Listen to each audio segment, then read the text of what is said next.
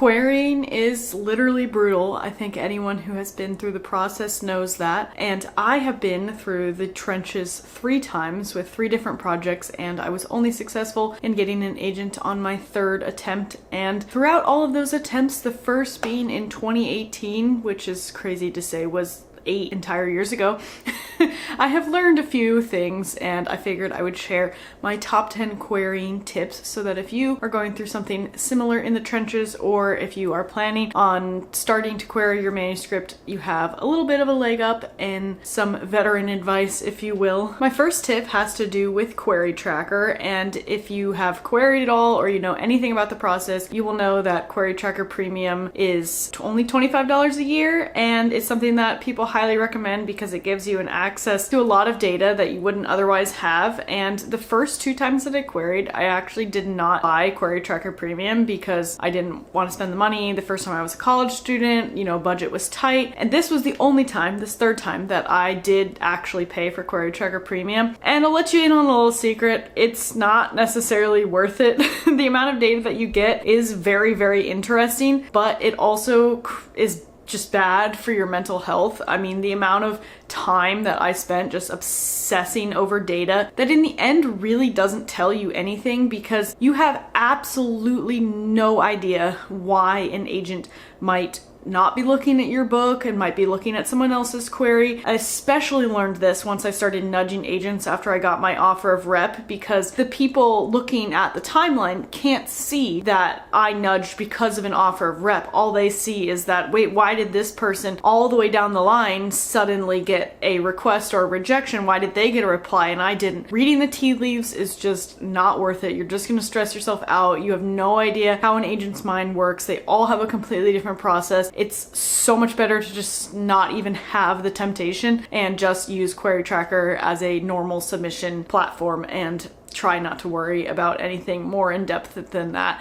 I know that's easier said than done, but honestly, if I had to do it again, I would just remove the temptation entirely from my wheelhouse and just not get Query Tracker Premium. Number 2, you will commonly hear the advice, work on another project while you're querying so that if this one doesn't work out, you have something else ready to go and it's less depressing if your first one doesn't work out. And while I agree with this to an extent, I don't necessarily think the thing that you're working on has to be another book. I found it incredibly difficult to start working on another manuscript while I was still so emotionally attached to this one, and the query trenches are just so stressful and demoralizing that I was like, I don't even want to write because I feel like I suck, and that's never a good way to go into a project. And so my advice has to do more with refilling your creative well in other ways, finding other hobbies that you're interested in that you might have put by the wayside while you were working on this book to get it ready for querying, seeing friends, getting outside, doing art, literally any other thing that you can do that makes you feel inspired again. I think that is more important than forcing yourself to work on something else when you don't really want to. And then by the time that you're done querying this book, maybe your creative well is full again and you're ready to hit the ground running. And I think that is more where I lean on the side of that commonly given advice, because I don't really think it's good for people to just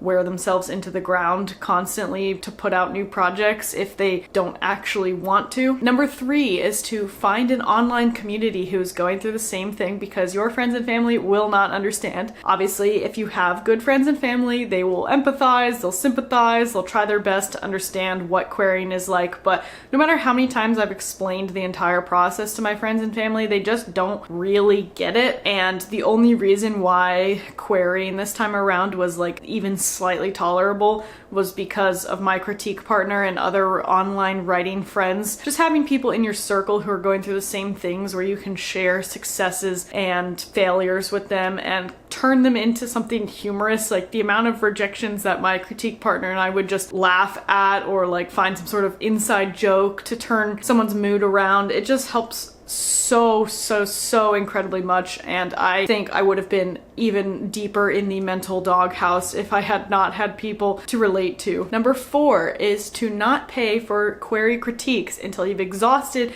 your online writing circle. I made this mistake the first 2 times, and honestly this time too. I paid, for online query critiques from agents who offer it. And it was always more expensive than I wanted it to be for what I actually got out of it. And then this time around, since I actually had a good critique circle, I realized that the feedback that I got from other writers was just as good, if not better, than the feedback that I got from agents. You'll hear agents say all the time, it's a subjective industry. And it is true, because while they might not really vibe with your project, that doesn't necessarily mean that something is wrong with your query. And I think that they are better at judging whether they like the query based off of the content than whether it's a good query. Whereas the writing friends who have written probably tons and tons of queries and exchanged a bunch of critiques, they might be more in tune with how to give that kind of specific critique, and it's free.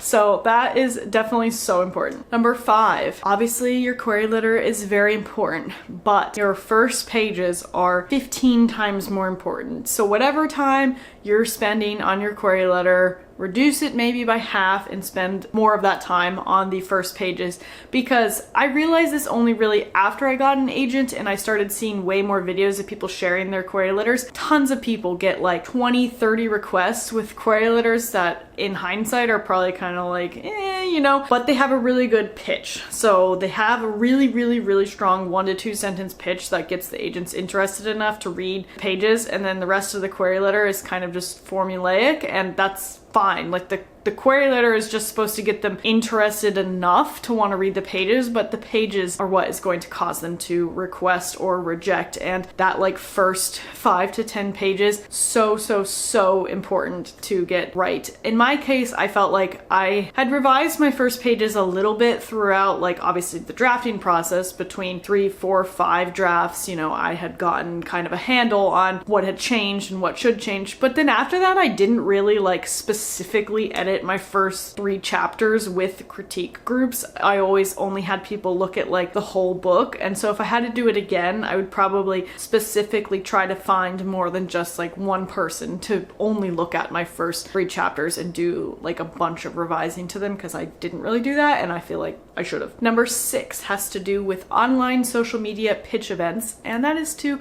not put too much pressure on yourself to get agent likes through pitch events. Obviously there are some people who have gotten their agent through online pitch events, but I still think it's pretty rare. I think cold querying is still probably how 95% of people end up with their agents. But I think the pitch events can be a really good resource to connect with online writers and find people writing in your genre to kind of form a circle for future critique and support and all of that stuff. That's really all I got out of most of the Twitter pitch events, was just seeing what other people are working on, kind of getting like a handle on what the market is, how people are responding to other people's pitches, getting ideas for how to write my own pitch, getting inspired for future projects. All that stuff I think is way more important and common of a takeaway from pitch events than actually getting an agent or even a significant amount of agent interest. It happens to maybe the top 1% of people who participate in pitch events, and chances are that won't be you, because that's just how percentages work. This is another maybe controversial opinion, but the longer you sit on your book when it's done before querying, I think the better. I finished my book, finished edits, finished my query letter, and then kind of just let it sit for 3 or 4 or 5 months, to the point where, not that I didn't care about it, but I was way more emotionally distanced from it. So then when I started querying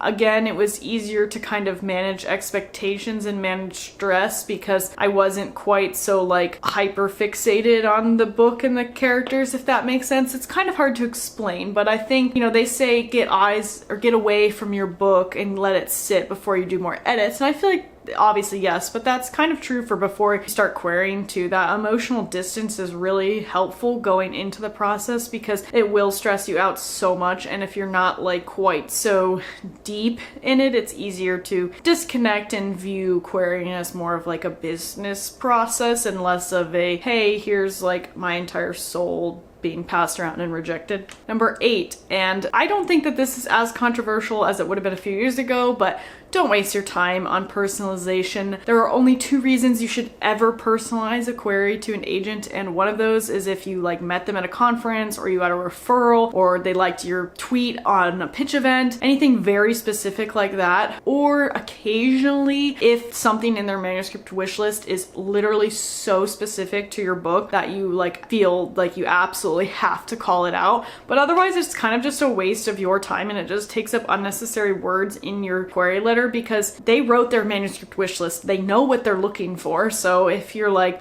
oh, they asked for a sapphic vampires and my book is sapphic vampires, they'll figure that out from reading your query letter like pretty quickly probably, because it'll talk about the fact that they're sapphic vampires. So it's like they know what they're looking for and they know what they're interested in. And I don't think like if they don't like your concept and they don't like your pages, you adding 1 sentence of personalization is not going to be the thing that makes them decide to request or not. Like, it has to be good enough. Number 9 is very relevant to my own agent process, and that is to shoot your shot with agents that you think you have no chance with. This time I queried much more broadly, and I was much less scared of querying agents that I thought were out of my league. And obviously I ended up with an agent that I feel is out of my league, with an agency that I feel like is out of my league. And so it literally does not hurt at all to shoot your shot. The only thing that can happen is you get rejected, but guess what? You get rejected all the time anyway, so you might as well try. There's no reason not to query broadly as long as you don't feel like the agent would be a bad fit for you. Might as well send the query. Like, especially on Query Tracker, you already have all your information filled in. Doesn't really take that much of your time. If you feel like you would like to work with them, query them. Who cares? And finally, number 10, and that is to take pride in any requests that you get, even if it's 1, 2, 3, a partial. Process is so brutal, the trenches are so rough, and you have to be happy with the successes that you get, especially if it's an improvement over your previous attempts. The most I had gotten before this was 1 partial request from querying 2 different projects, and so when I started getting fulls this time, I saw that as a big milestone. It normally takes people 3, maybe more attempts to get out of the trenches. The people that you see querying their first book and being successful is the rarity, not the norm, and so be proud of yourself the best that you can. I know, easier said than done. If you watch my querying vlog, I was not necessarily the beacon of positivity, but it's easier to talk about it than to do it yourself, right? Well, anyway, there were my top 10 querying tips. I hope some of this was helpful, perhaps as you journey into your own querying process, or you're on your 2nd or 3rd attempt. Let me know what you think. What is some of your top advice? And I will continue to try to film more videos like this in the future. Thanks. Bye.